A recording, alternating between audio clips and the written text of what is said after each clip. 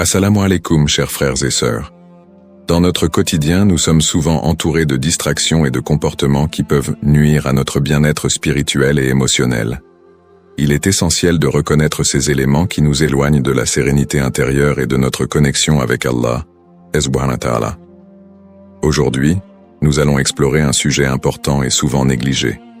Les choses que tout musulman devrait éliminer silencieusement de sa vie, selon les enseignements islamiques. La purification de la vie est une démarche constante en islam. Non seulement elle contribue à renforcer notre foi, mais elle permet également de nous libérer des influences négatives qui peuvent affecter notre âme et notre cœur. Dans le Saint-Coran, Allah nous enseigne l'importance de la patience, du discernement et de la vigilance face aux tentations mondaines. Le prophète Muhammad, PSL, nous a également mis en garde contre certains comportements et habitudes qui peuvent miner notre relation avec Allah. Avant de commencer cette vidéo, je vous invite à vous abonner à notre chaîne et d'activer la cloche de notification pour rester informé de nos prochaines publications sur la foi islamique. Merci et bonne vidéo. Dans cette vidéo, nous allons donc aborder 7 choses que vous devriez éliminer discrètement de votre vie, inspirées des principes islamiques. En supprimant ces éléments nocifs, vous pourrez non seulement améliorer votre qualité de vie, mais aussi renforcer votre lien avec Allah et retrouver une paix intérieure durable. Ces gestes silencieux, bien que subtils, peuvent transformer positivement votre quotidien et vous rapprocher de l'objectif ultime, plaire à Allah et obtenir son agrément. Alors, restez avec moi jusqu'à la fin pour découvrir cela. Si vous avez des questions ou des commentaires en cours de route, n'hésitez pas à les laisser en bas. J'apprécie beaucoup vos retours. Allons-y. Dans cette section, nous allons vous révéler les 7 choses qu'il est impératif d'éliminer de votre vie afin de cultiver un bien-être spirituel et de renforcer votre foi. Ces éléments nuisibles, bien qu'ils puissent sembler anodins, ont un impact significatif sur notre tranquillité intérieure et notre lien avec Allah. Voici un aperçu de ces choses essentielles à écarter discrètement, selon les enseignements islamiques. 1. La mauvaise compagnie. Le prophète Muhammad, PSL, nous a enseigné l'importance de s'entourer de bonnes personnes. Les amis influencent notre comportement, nos pensées et notre foi. Une mauvaise compagnie peut nous entraîner vers des actes interdits ou nous éloigner des pratiques religieuses. Éliminez les relations toxiques de votre vie pour préserver votre foi et votre tranquillité d'esprit. 2. Les commérages et la médisance.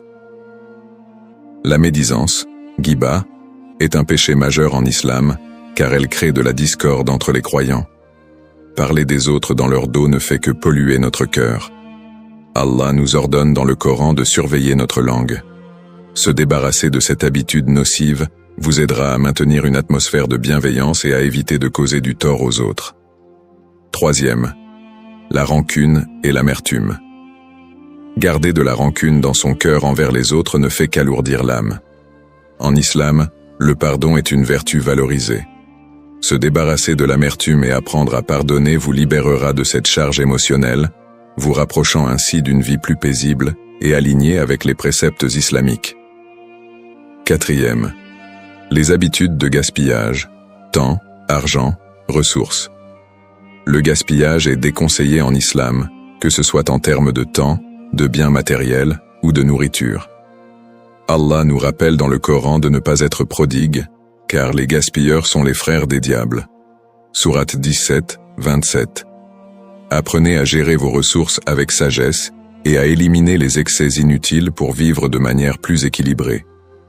5. Les mauvaises pensées. Nos pensées influencent notre état d'esprit et notre comportement.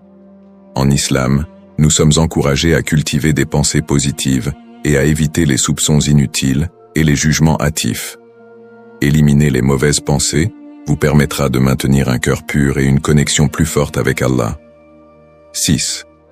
Les distractions inutiles, réseaux sociaux, divertissements excessifs.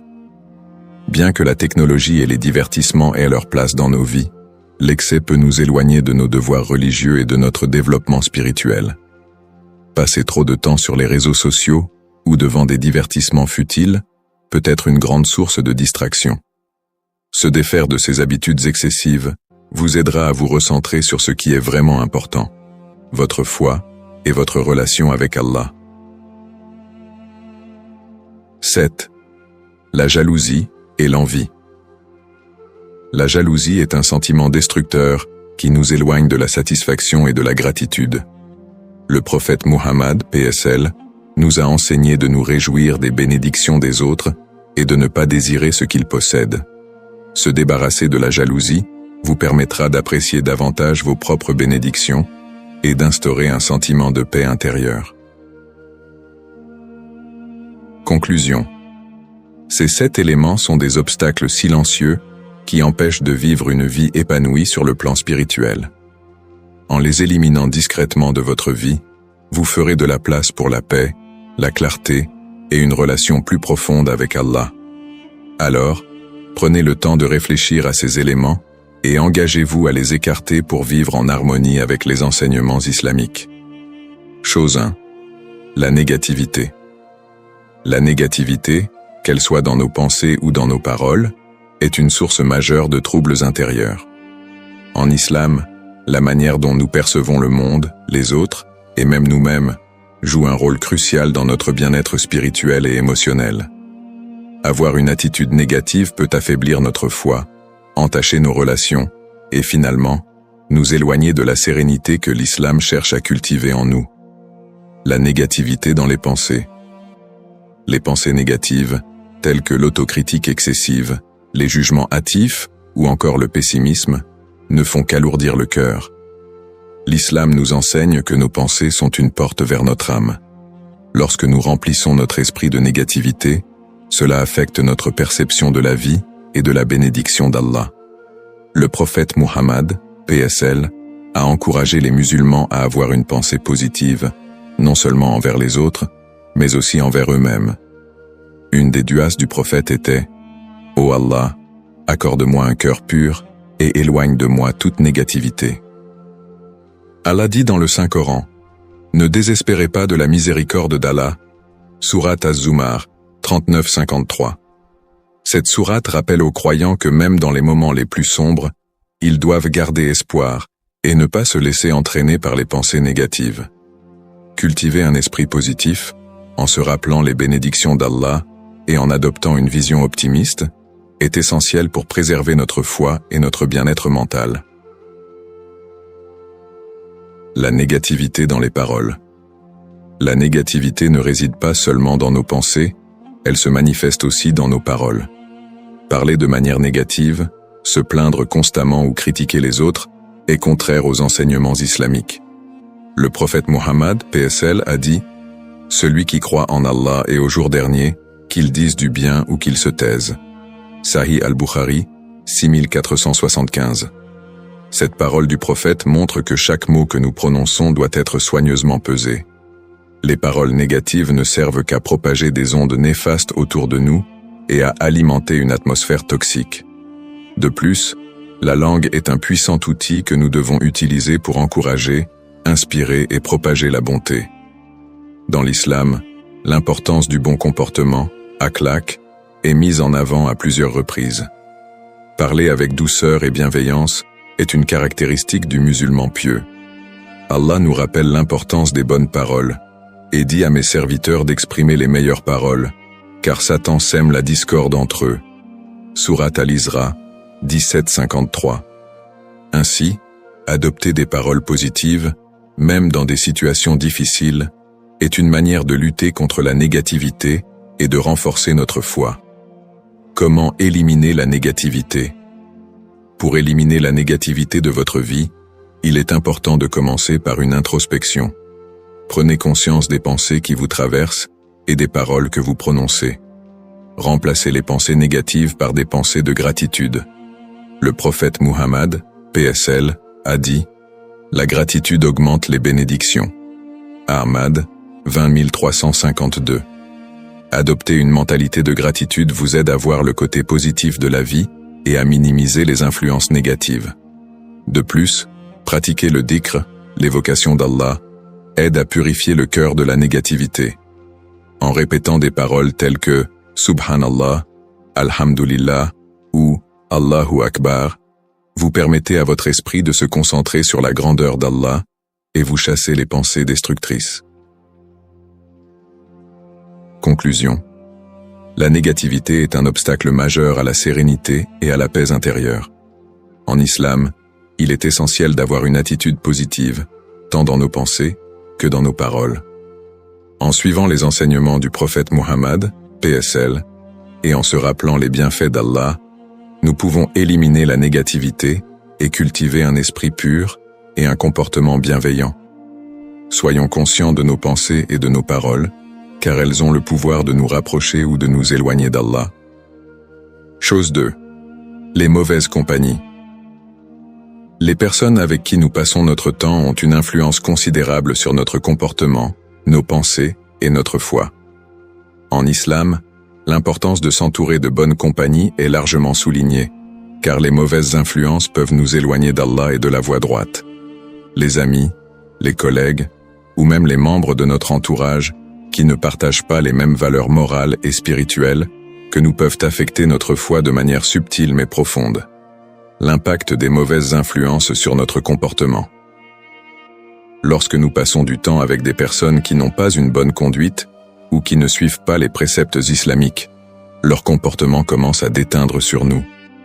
Les mauvaises compagnies peuvent nous inciter à commettre des péchés, à négliger nos obligations religieuses, ou à adopter des attitudes contraires à l'islam, telles que le mensonge, la médisance ou l'excès dans les divertissements futiles. Le prophète Muhammad, PSL, a dit « L'homme est sur la religion de son ami, alors que chacun d'entre vous prenne garde à qui il se lie d'amitié. » Sunan Abu Daoud, 4833. Cela signifie que nos amis façonnent directement notre manière de penser et de vivre. S'entourer de personnes qui minimisent les obligations religieuses ou qui se livrent à des actes répréhensibles affaiblit progressivement notre propre adhésion aux principes de l'islam. Nous risquons de perdre notre vigilance spirituelle en étant exposés régulièrement à des comportements qui ne plaisent pas à Allah. L'importance des bonnes compagnies selon le Coran et les hadiths. L'islam met un accent particulier sur le choix des compagnons, car ils sont une source de motivation et de soutien dans notre cheminement spirituel. Dans le Saint-Coran, Allah nous avertit à propos des mauvaises compagnies. Le jour où l'injuste se mordra les deux mains, disant « Hélas pour moi, si seulement j'avais suivi le chemin avec le messager.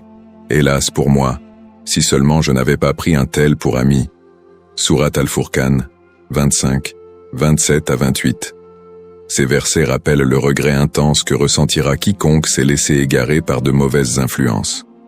Le prophète Muhammad, PSL, a également comparé les bonnes et mauvaises compagnies à deux figures symboliques.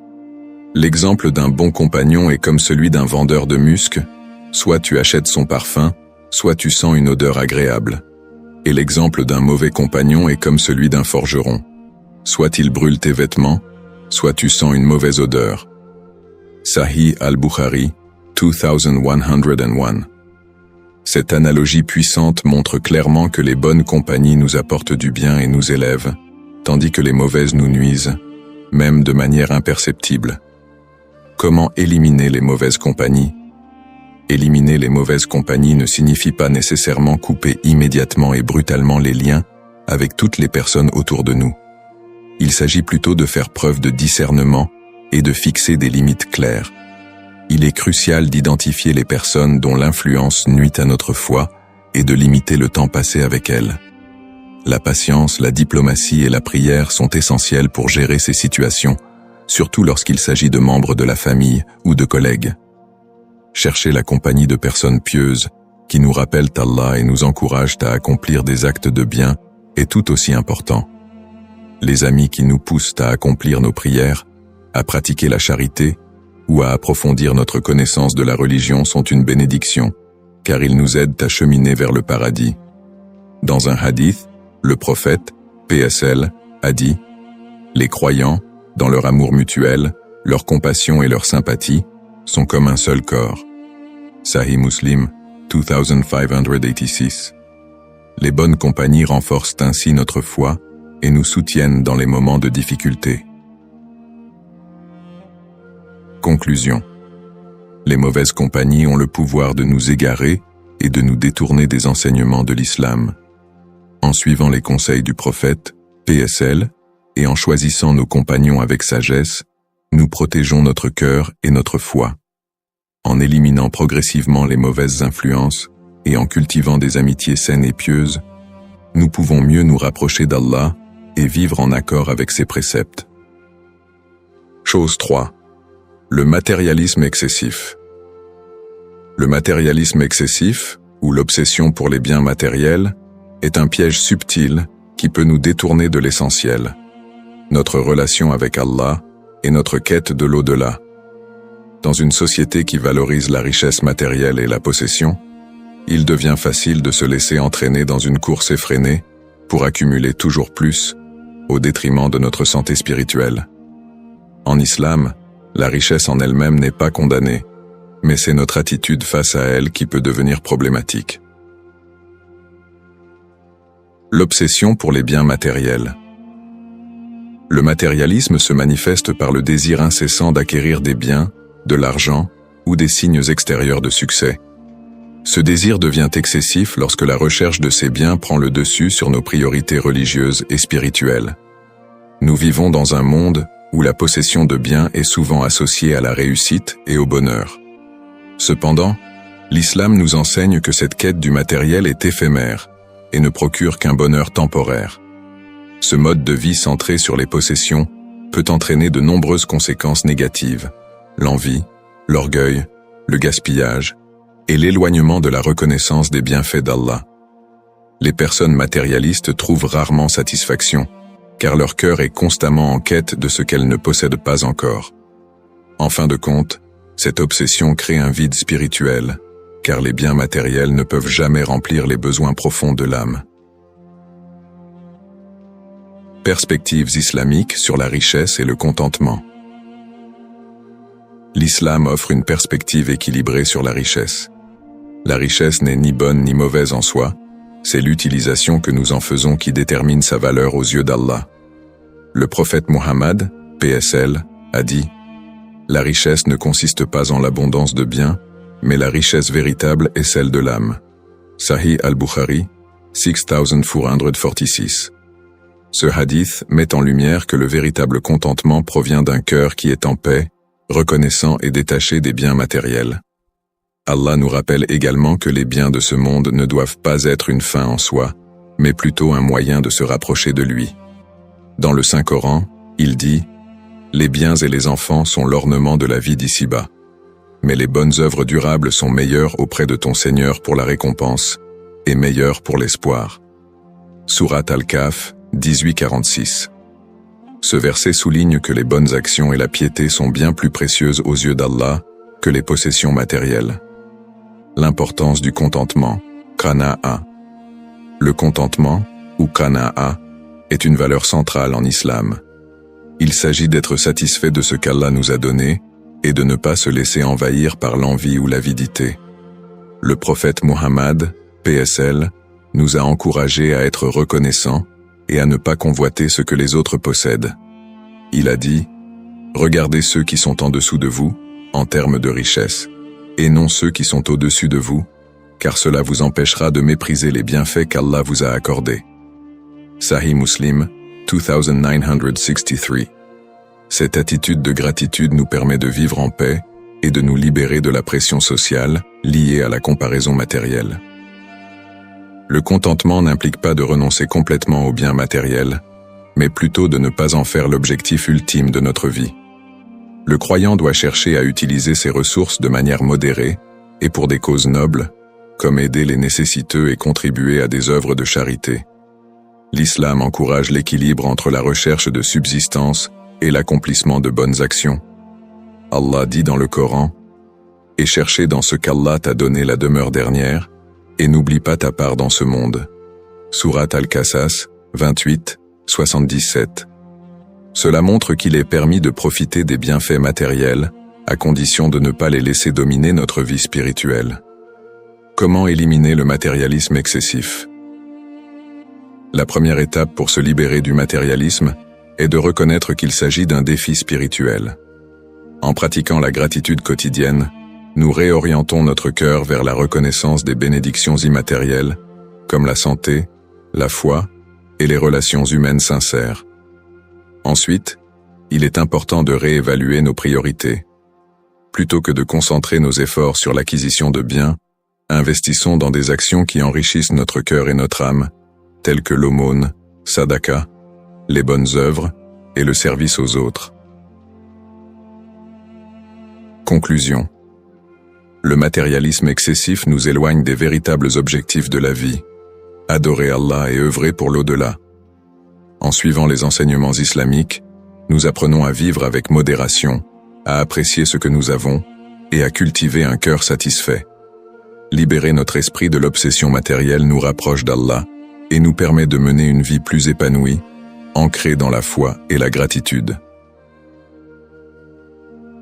Chose 4. Les distractions numériques. À l'ère de la technologie, les réseaux sociaux et les appareils numériques font partie intégrante de notre quotidien. Bien qu'ils puissent être bénéfiques pour rester informés et connectés, ils représentent également une source majeure de distraction, nous éloignant parfois de nos priorités spirituelles. La gestion des distractions numériques est essentielle pour maintenir un équilibre dans notre vie, conformément aux enseignements de l'islam. L'impact des réseaux sociaux et de la technologie sur la spiritualité. Les réseaux sociaux, les vidéos en ligne et les jeux numériques sont conçus pour capter notre attention et la retenir le plus longtemps possible. Cela peut avoir un effet néfaste sur notre concentration, notre productivité et surtout sur notre spiritualité. L'excès de temps passé sur ces plateformes peut nous faire négliger nos obligations religieuses, comme la prière, salat, le dhikr, le rappel d'Allah et la lecture du Coran. En effet, la dépendance aux distractions numériques peut occuper l'esprit, rendant difficile la réflexion spirituelle et l'introspection. Le Coran nous met en garde contre le gaspillage de temps dans des activités vaines. Allah dit, par le temps, l'homme est certes en perdition, sauf ceux qui croient et accomplissent les bonnes œuvres. Surat Al-Asr, 103, 1-3.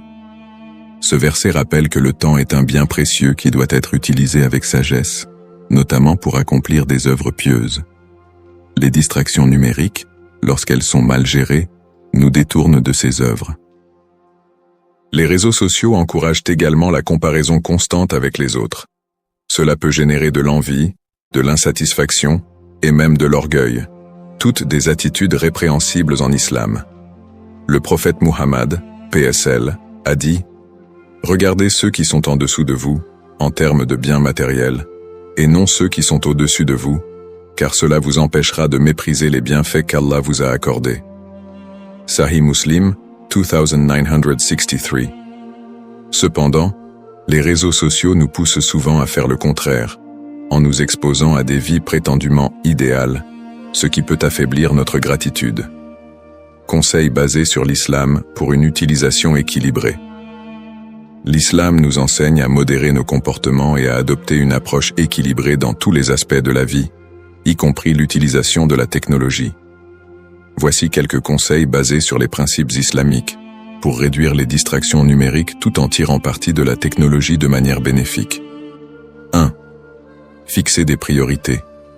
Avant d'utiliser votre téléphone ou de vous connecter aux réseaux sociaux, assurez-vous d'avoir accompli vos obligations religieuses. Les moments de prière doivent être respectés et priorisés. En islam, la prière occupe une place centrale dans notre relation avec Allah, et rien ne doit interférer avec ce temps sacré. 2. Limitez le temps d'écran. L'islam prône la gestion du temps de manière efficiente. Il est recommandé de fixer des limites pour l'utilisation des réseaux sociaux et des appareils numériques afin de ne pas se laisser absorber. Définir des horaires spécifiques ou utiliser des applications de gestion de temps peut vous aider à éviter la surutilisation. 3. Évitez le gaspillage de temps. Lagou. Le prophète Muhammad, PSL, a dit « Parmi les qualités de l'islam de la personne, il y a le fait de délaisser ce qui ne la concerne pas. » Tirmidhi, 2317. Cela signifie que nous devons éviter de nous engager dans des activités futiles qui n'apportent ni bénéfices spirituels ni matériels. Scroller sans fin sur les réseaux sociaux ou regarder des contenus inutiles peut être considéré comme du lagou, et il est important de réduire ce genre de comportement. 4e, utiliser la technologie pour de bonnes causes. La technologie peut être un moyen puissant pour se rapprocher d'Allah si elle est utilisée à bon escient. Les applications islamiques qui rappellent les horaires de prière, les plateformes d'apprentissage religieux ou les vidéos éducatives sont des exemples d'une utilisation bénéfique. Utilisez les réseaux sociaux pour diffuser des messages positifs, partager des rappels islamiques et encourager les autres dans leur foi. 5e, se retirer périodiquement, khalwa. L'islam met l'accent sur l'importance de l'introspection et du calme intérieur.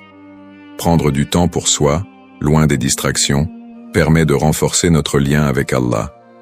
Même le prophète Muhammad, PSL, se retirait dans la grotte de Hira pour méditer avant de recevoir la révélation. En établissant des moments réguliers sans téléphone ou Internet, nous pouvons mieux nous reconnecter à nos besoins spirituels. Conclusion. Les distractions numériques peuvent facilement prendre le dessus sur nos vies si nous n'en faisons pas un usage conscient et modéré. En suivant les enseignements de l'islam, nous pouvons réorienter notre relation avec la technologie en l'utilisant pour notre bénéfice spirituel plutôt que pour nous éloigner d'Allah. Le véritable défi est d'apprendre à maîtriser ces outils tout en restant centré sur l'essentiel, notre foi, notre prière et notre quête du contentement intérieur.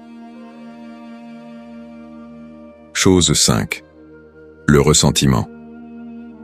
Le ressentiment est un poison émotionnel qui affecte à la fois notre santé mentale et spirituelle. Il naît souvent des blessures, des injustices ou des offenses non résolues. En conservant cette rancœur, nous permettons à la douleur de s'enraciner dans notre cœur, créant ainsi un obstacle à notre paix intérieure et à notre connexion avec Allah. Dans l'islam, le ressentiment est vu comme une entrave à l'harmonie spirituelle et sociale, et le pardon est encouragé comme un acte noble qui libère l'âme. Les effets du ressentiment sur la santé mentale et spirituelle. Le ressentiment agit comme un poison qui affecte plusieurs aspects de notre vie. Il peut créer un cycle de pensées négatives et nourrir des sentiments comme la colère, la haine et le désir de vengeance. Cela empêche le croyant d'avancer sereinement dans sa vie spirituelle, car son esprit reste emprisonné dans le passé. En maintenant cette rancœur, nous nous infligeons à nous-mêmes un stress mental et émotionnel, ce qui peut mener à des problèmes de santé comme l'anxiété, la dépression et même des troubles physiques. Sur le plan spirituel, le ressentiment affaiblit notre lien avec Allah. Le prophète Muhammad, PSL, nous a enseigné que les cœurs purs sont plus proches de la miséricorde divine, tandis que ceux remplis de rancune et de colère s'éloignent de la lumière spirituelle. Le Coran souligne l'importance de préserver un cœur pur. Le jour où ni les biens, ni les enfants ne seront d'aucune utilité, sauf celui qui vient à Allah avec un cœur pur. Sourate Ash-Shu'ara, 26, 88 à 89. Entretenir le ressentiment nuit à cette pureté, créant un obstacle entre nous et notre Créateur. L'importance du pardon dans l'islam. L'islam met fortement l'accent sur le pardon, tant dans notre relation avec les autres qu'avec Allah. Le pardon est un acte de libération qui permet de se débarrasser des chaînes du ressentiment et de retrouver la paix intérieure. Allah, dans sa grande miséricorde, nous accorde constamment le pardon pour nos péchés, tant que nous cherchons sincèrement son pardon. Ainsi, il est naturel que le croyant soit encouragé à pardonner aux autres. Le Coran dit qu'il pardonne et absolve. N'aimez-vous pas qu'Allah vous pardonne? Et Allah est pardonneur et miséricordieux. Sourate An-Nur, 24, 22. Ce verset met en évidence la miséricorde d'Allah et nous rappelle que, tout comme nous souhaitons être pardonnés pour nos erreurs, nous devons également pardonner à ceux qui nous ont offensés. Le pardon est donc une vertu que chaque musulman doit cultiver dans sa vie quotidienne. Le prophète Muhammad, PSL, a également souligné l'importance du pardon dans ses enseignements. Il a dit « Celui qui pardonne à un autre, Allah l'élève en dignité ». Sahih Muslim, 2588. Cet hadith montre que le pardon n'est pas seulement un acte de bonté, mais aussi un moyen d'élévation spirituelle.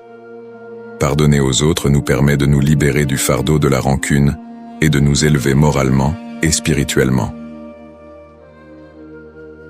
Le pardon comme clé de la paix intérieure. Le pardon, bien qu'il soit parfois difficile, est la clé pour libérer notre cœur de la douleur et de la négativité. En pardonnant, nous ne faisons pas seulement du bien à l'autre, mais aussi à nous-mêmes. Cela nous permet de tourner la page, de guérir émotionnellement et de retrouver un état de paix intérieure. Le ressentiment, en revanche, ne fait que nous enchaîner aux événements passés, nous empêchant d'avancer. Il est important de se rappeler que le pardon ne signifie pas nécessairement excuser ou minimiser le mal qui a été fait, mais plutôt de décider de ne plus laisser cet événement contrôler notre esprit. C'est un acte d'amour pour soi-même, car il nous libère de l'emprise des émotions négatives et nous permet de retrouver un cœur pur et apaisé. Dans l'islam, la notion de pardon est également liée à la quête du pardon d'Allah. En pardonnant aux autres, nous espérons qu'Allah pardonnera aussi nos propres péchés. Le prophète Muhammad, PSL, a dit « Celui qui ne pardonne pas aux autres ne recevra pas le pardon d'Allah. » Tirmidhi, 2023. Cela montre à quel point le pardon est essentiel dans notre relation avec Allah et dans notre cheminement vers l'au-delà. Comment cultiver le pardon et éliminer le ressentiment 1. Faire preuve de patience, sabre. La patience est une vertu clé pour surmonter le ressentiment. En restant patient face aux offenses, nous évitons de réagir de manière impulsive et permettons à notre cœur de guérir avec le temps. 2.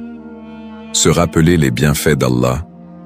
En méditant sur les innombrables bénédictions qu'Allah nous accorde, nous nous rendons compte que nos griefs envers les autres sont insignifiants en comparaison de la miséricorde divine.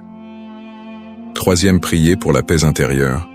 Le dhikr et les invocations sont des moyens puissants pour apaiser le cœur. En demandant à Allah de nous accorder un cœur pur et capable de pardonner, nous facilitons notre guérison émotionnelle. Conclusion. Le ressentiment est un fardeau inutile qui freine notre progression spirituelle. En adoptant le pardon, conformément aux enseignements islamiques, nous libérons notre cœur de cette charge et retrouvons une paix intérieure. Allah est miséricordieux et pardonneur, et en suivant son exemple, nous pouvons aspirer à une vie plus apaisée, détachée des douleurs du passé et tournée vers l'avenir. Chose 6. La procrastination. La procrastination est un comportement qui consiste à remettre à plus tard ce qui peut être fait immédiatement. Ce retard intentionnel affecte non seulement notre productivité quotidienne, mais également notre cheminement spirituel. En islam, le temps est une ressource précieuse que nous devons utiliser sagement pour accomplir de bonnes actions. Chaque moment qui passe sans être utilisé à bon escient est une opportunité manquée de se rapprocher d'Allah. Comment la procrastination affecte notre productivité et notre spiritualité? La procrastination peut avoir un impact négatif sur de nombreux aspects de notre vie.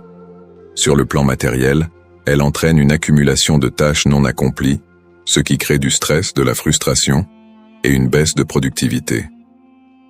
En retardant constamment nos responsabilités, nous finissons souvent par être submergés, ce qui peut entraîner une perte de motivation et une diminution de la qualité du travail que nous produisons. Sur le plan spirituel, la procrastination peut s'avérer encore plus néfaste. Le croyant qui remet à plus tard ses obligations religieuses, telles que la prière, salat, la lecture du Coran ou la pratique du dhikr, finit par s'éloigner de sa connexion avec Allah. La prière, par exemple, est une obligation à accomplir en temps et en heure. Le prophète Muhammad, PSL, nous a rappelé l'importance de prier dès que l'appel à la prière, adhan, est entendu, afin de ne pas retarder l'accomplissement de cette obligation fondamentale. Le Coran souligne la valeur du temps en ces termes. Par le temps, l'homme est certes en perdition, sauf ceux qui croient et accomplissent les bonnes œuvres. Sourate Al-Asr, 103, 1-3. Ce verset nous rappelle que chaque instant compte et doit être utilisé pour accomplir des actions pieuses. La procrastination va à l'encontre de cette notion, car elle nous pousse à négliger les moments précieux que nous pourrions employer pour accomplir de bonnes œuvres et nous rapprocher d'Allah. Référence islamique sur l'importance de l'action et du temps. L'islam met un fort accent sur l'importance de l'action immédiate et de la gestion du temps. Le prophète Muhammad, PSL, a dit « Profitez de 5 choses avant 5 autres, de ta jeunesse avant ta vieillesse, de ta santé avant ta maladie, de ta richesse avant ta pauvreté, de ton temps libre avant que tu sois occupé, et de ta vie avant ta mort. » Sahih al-Bukhari. Ce hadith souligne l'importance de ne pas remettre à plus tard les opportunités d'accomplir de bonnes actions. La procrastination est en contradiction avec la mentalité proactive que l'islam encourage. Dans un autre hadith, le prophète PSL a dit « Le croyant fort est meilleur et plus aimé par Allah que le croyant faible, et dans chacun il y a du bien. Sois avide de ce qui te profite, cherche l'aide d'Allah et ne sois pas impuissant. » Sahih Muslim. Ce hadith nous enseigne que nous devons être actifs et productifs dans nos actions, tout en cherchant l'aide d'Allah pour surmonter les obstacles. La procrastination nous rend impuissants, nous empêchant d'agir promptement pour notre bien spirituel et matériel. Le concept de l'urgence dans l'accomplissement des tâches est également souligné dans le Coran. Allah dit « Hâtez-vous vers le pardon de votre Seigneur et un paradis aussi vaste que les cieux et la terre. » Surat Al-Imran 3:133. Cette injonction à se hâter montre que l'islam encourage les croyants à être diligents et à ne pas perdre de temps, que ce soit dans l'accomplissement des actes d'adoration ou dans les bonnes œuvres. Conseils islamiques pour surmonter la procrastination 1. Fixer des intentions claires, Niyya. En ayant l'intention de réaliser chaque tâche pour plaire à Allah, nous nous rappelons que chaque moment peut être un acte d'adoration. Cette intention peut nous motiver à accomplir nos tâches avec diligence. 2. Diviser les tâches en petites étapes. La procrastination provient souvent d'un sentiment de surcharge face à une grande tâche. L'islam enseigne l'importance de la patience et de la persévérance. En divisant les grandes tâches en petites étapes, nous rendons le processus plus gérable et surmontons plus facilement la tendance à remettre à plus tard. 3. Faire des invocations, dua. L'islam nous encourage à rechercher l'aide d'Allah dans toutes nos affaires. Lorsque nous nous sentons incapables de commencer ou d'accomplir une tâche, invoquer Allah pour obtenir sa guidance et sa force peut nous permettre de surmonter cet obstacle. 4. Utiliser le temps de manière productive. Le prophète, PSL, a conseillé de faire des bonnes actions tout au long de la journée, même si elles sont petites. L'accomplissement de petites bonnes actions, comme lire quelques versets du Coran, faire du dhikr ou aider autrui, permet de maintenir une productivité continue, même dans les moments où nous sommes tentés de procrastiner. 5. Se rappeler de la mort. En islam, se rappeler de la mort est un moyen efficace de rester vigilant quant à l'utilisation de notre temps. Le prophète, PSL, a dit « Souvenez-vous fréquemment de la destructrice des plaisirs, la mort. » Tirmidhi, 2307. En gardant à l'esprit que notre temps est limité, nous sommes plus enclins à agir rapidement et à éviter la procrastination. Conclusion. La procrastination est un ennemi silencieux de la productivité et de la spiritualité. En remettant à plus tard les actions importantes, nous laissons passer des opportunités précieuses d'accomplir des bonnes œuvres et de nous rapprocher d'Allah. L'islam nous enseigne à gérer notre temps de manière proactive, en agissant avec diligence et en utilisant chaque instant pour améliorer notre vie spirituelle et matérielle. En combattant la procrastination, nous nous alignons sur les valeurs islamiques qui valorisent l'action et l'efficience dans l'utilisation de notre temps. Chose 7. Le manque de gratitude. La gratitude est un pilier fondamental dans la vie spirituelle d'un croyant. En islam, la reconnaissance envers Allah pour ses innombrables bienfaits est non seulement une obligation, mais aussi une voie directe vers la satisfaction et le bonheur. Le manque de gratitude, quant à lui, est une porte ouverte à l'insatisfaction, à la colère et à l'éloignement de la miséricorde d'Allah. Cultiver la gratitude nous permet de nous recentrer sur ce qui est réellement important et d'apprécier les bénédictions, grandes ou petites, que nous recevons quotidiennement. L'importance de la gratitude dans l'islam. Le Coran et les enseignements prophétiques mettent en avant l'importance de la gratitude. Allah nous rappelle à plusieurs reprises de reconnaître ses bienfaits, car tout ce que nous avons provient de lui. Dans la sourate Ibrahim, Allah dit « Et lorsque votre Seigneur proclama « Si vous êtes reconnaissant, je vous accorderai davantage, mais si vous êtes ingrat, mon châtiment sera sévère. » Sourate Ibrahim 14:7. Ce verset souligne une promesse divine. Plus nous sommes reconnaissants, plus Allah nous comblera de ses bienfaits.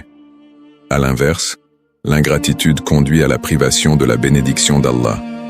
Le prophète Muhammad, PSL, a également rappelé l'importance de la reconnaissance. Il a dit « Celui qui ne remercie pas les gens, ne remercie pas Allah. » Sunan Abi Daoud, 4811. Ce hadith montre que la gratitude ne se limite pas seulement à Allah, mais qu'elle s'étend également à notre manière de traiter les autres. En reconnaissant et en exprimant notre gratitude envers ceux qui nous entourent, nous manifestons notre reconnaissance envers Allah pour avoir placé ces personnes dans notre vie. Le manque de gratitude peut également nous entraîner vers une spirale d'insatisfaction et de négativité. Lorsque nous ne nous concentrons que sur ce qui nous manque ou sur nos difficultés, nous perdons de vue les innombrables bénédictions qui nous entourent. Le prophète, PSL, a conseillé de toujours regarder ceux qui sont moins fortunés que nous, afin de rester conscient de la miséricorde divine et d'éviter de tomber dans l'envie ou l'ingratitude. Comment cultiver un état d'esprit reconnaissant 1. Se rappeler constamment les bienfaits d'Allah. L'un des moyens les plus efficaces de cultiver la gratitude est de prendre régulièrement le temps de réfléchir aux bienfaits d'Allah. Cela inclut non seulement les grandes bénédictions comme la santé, la famille et les moyens de subsistance, mais aussi les plus petites, comme la capacité de respirer, de voir et de marcher. En prenant conscience de chaque bienfait, nous renforçons notre reconnaissance envers Allah. 2. Pratiquer le dhikr. Le dhikr ou la mention d'Allah est un outil puissant pour développer la gratitude. Dire régulièrement des formules telles que « Alhamdulillah », louange à Allah, nous aide à nous rappeler que tout ce que nous possédons provient de lui. Le prophète, PSL, a dit « Les meilleures paroles sont « Gloire à Allah »,« Subhanallah »,« Louange à Allah »,« Alhamdulillah ». Il n'y a pas de divinité digne d'adoration sauf Allah, la ilaha illallah, et Allah est le plus grand. Allahu Akbar. Sahih Muslim, 2695. En prononçant ces mots quotidiennement, nous entretenons une connexion directe avec Allah et cultivons un cœur reconnaissant. 3. Rester humble. La gratitude est étroitement liée à l'humilité. Lorsque nous reconnaissons que tout ce que nous avons est un don d'Allah et non le fruit de notre seul mérite, nous devenons plus humbles et plus conscients de notre dépendance envers lui. L'humilité nous permet de rester reconnaissants même dans les moments de succès, car nous réalisons que tout cela est dû à la volonté d'Allah. 4. Exprimer sa gratitude envers les autres. L'islam encourage également la reconnaissance envers les autres. En remerciant ceux qui nous aident ou nous soutiennent, nous renforçons les liens sociaux et familiaux, tout en montrant notre reconnaissance envers Allah pour avoir placé ces personnes dans notre vie. Le prophète Muhammad, PSL, a dit « Celui qui fait du bien à quelqu'un et à qui on dit « Jazakallah khayran » qu'Allah te récompense en bien, a fait preuve de gratitude de manière suffisante. Sunan at-Tirmidhi, 2035. En remerciant autrui sincèrement, nous cultivons l'esprit de gratitude au quotidien. 5. Prier pour plus de gratitude. Le prophète Muhammad, PSL, nous a enseigné de faire des invocations pour être parmi les reconnaissants. Une invocation puissante à réciter est « Ô Allah, aide-moi à te rappeler, à te remercier et à bien t'adorer » Sunan Abu Daoud, 1522. En demandant à Allah de nous accorder un cœur reconnaissant, nous nous engageons dans un processus conscient de reconnaissance. 6. Changer de perspective. Parfois, la gratitude peut être difficile à pratiquer dans les moments d'épreuve. Cependant, En islam, même les difficultés sont considérées comme des moyens d'expier nos péchés et d'obtenir la récompense d'Allah. Le prophète, PSL, a dit « Aucun mal n'atteint un croyant, même une piqûre d'épine, sans qu'Allah n'efface de ses péchés. » Sahih al-Bukhari, 5641. En adoptant cette perspective, nous apprenons à voir les épreuves comme des bénédictions cachées et à remercier Allah même dans l'adversité. Conclusion. Le manque de gratitude est un obstacle majeur à la paix intérieure et à la satisfaction dans la vie. En cultivant un état d'esprit reconnaissant, nous ouvrons la porte à une vie plus harmonieuse et connectée à Allah.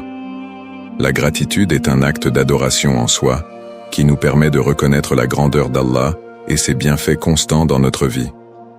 En adoptant des habitudes qui nourrissent la gratitude, nous nous rapprochons de la miséricorde divine et trouvons la satisfaction dans chaque moment.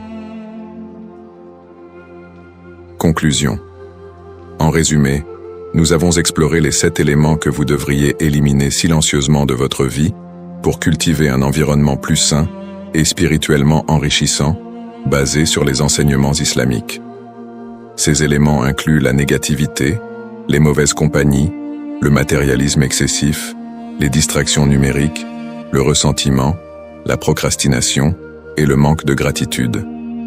Chacun d'eux, s'il est laissé sans contrôle, peut nous éloigner de notre chemin spirituel et de la satisfaction qu'Allah nous promet. L'islam nous enseigne l'importance d'une vie équilibrée, où les actions, les pensées et les compagnies sont alignées avec les principes de la foi. En écartant ces éléments nuisibles, nous devenons plus conscients de la bénédiction du temps, de la valeur de nos relations et des priorités spirituelles que nous devons entretenir. Il est crucial de faire un examen de conscience régulier pour identifier les aspects de notre vie qui pourraient nous détourner de notre foi ou qui affectent notre bien-être mental et spirituel. En islam, chaque moment est une opportunité pour s'améliorer et se rapprocher d'Allah. Je vous encourage à appliquer ces conseils dans votre quotidien. Faites un pas à la fois, éliminez progressivement ces éléments de votre vie et observez comment cela impacte votre tranquillité d'esprit et votre connexion avec Allah. Il n'est jamais trop tard pour changer et commencer à mener une vie plus alignée avec la volonté divine. N'hésitez pas à partager vos réflexions ou expériences dans les commentaires. Comment ces éléments influencent-ils votre vie? Avez-vous des conseils supplémentaires à partager avec la communauté? Que chacun d'entre nous puisse trouver la paix et la guidance dans ses enseignements et avancer vers une vie plus spirituellement équilibrée avec l'aide d'Allah.